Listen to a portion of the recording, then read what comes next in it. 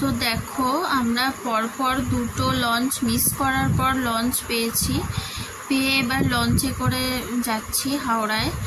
তো যেতে যেতে গঙ্গার কিছু ভিডিও তোমাদের সাথে শেয়ার করলাম। সত্যি খুব ভালো লাগে, আর কলকাতার গঙ্গা স্রোত আলাদা। আর এই দেখো আমাদের ট্রেন ছেড়ে যাচ্ছে হাওড়া স্টেশন থেকে। সেদিন ট্রেনের খুব সমস্যা ছিল, আর আমাদের অনেক সমস্যা করে যেতে হয়েছে, তাও গেছি।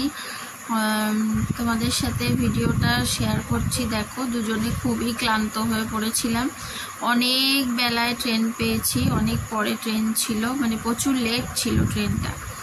তো যাই হোক গেছি, দেখতে থাকো। রাস্তার ট্রেনের থেকে কিছু ভিডিও করেছি যেগুলো সত্যি ভালো লেগেছে। ট্রেনে আমরা এই যে পেয়ারা খেয়েছি, সত্যি খুব খিদা পাচ্ছিল, কি খাবো কিছুই বুঝতে পারছিলাম না, তাও এই যে পেয়ারা কিনে খেয়েছি। আর ছেলে দেখো নিজের কাজটা মানে অ্যালবামটা যেটা দেবে ওদের সেটা নিয়ে বসে আছে। এই যে অ্যালবামের ভিডিওটা তোমাদের সাথে শেয়ার করেছি, এটা দেখো এবং জানিও। আর ওখানে স্টেশনের পাশেই একটা এরকম জঙ্গল মতো ছিল, পুরো সবুজে মোড়া, খুব সুন্দর জঙ্গলটা ছিল। তারও একটা ভিডিও করে নিলাম, ভালোই লাগলো, দেখতে থাকো। তারপর ওখান থেকে নেমে টোটো করে গেছি আমরা, অনেকটা রাস্তা টোটোতে, সেটাও বেশ ভালো লাগার ছিল। প্রায় বিকেল হয়েই এসছিল, তো আমরা টোটো করে যাচ্ছিলাম। তো কাজ হয়ে যাওয়ার পর, জিনিস দেওয়ার পর এই যে আমরা আবার ফিরে আসছিলাম। ফেরার সময় ট্রেনে আবার পাঁপড় ভাজা কিনলাম, তো কি খাবো, কিছুই তো খাওয়া হয়নি। বাড়ি এসে আমরা ভাত খেয়েছি। এটা কোলাঘাট ব্রিজের ওপর দিয়ে যাচ্ছিল ট্রেনটা, মানে ফিরছিলাম আমরা তখন, ফেরার টাইম।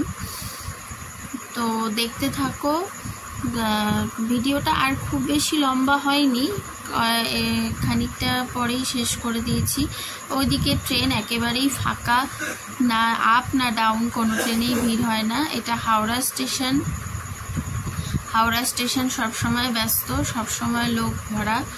তো যাই হোক, আমরা আমাদের কাজটা সেরে সুন্দরভাবে ফিরে আসতে পেরেছি, এটাই ভালো লাগার। তো তোমরা সবাই ভালো থাকো। ভিডিওটা এখানেই শেষ হবে, আর বেশি নেই। এটা হাওড়া ব্রিজের ওপর দিয়ে বাসে করে আমরা ফিরছিলাম। তো হাওড়া ব্রিজের ওপরটা সত্যিই খুব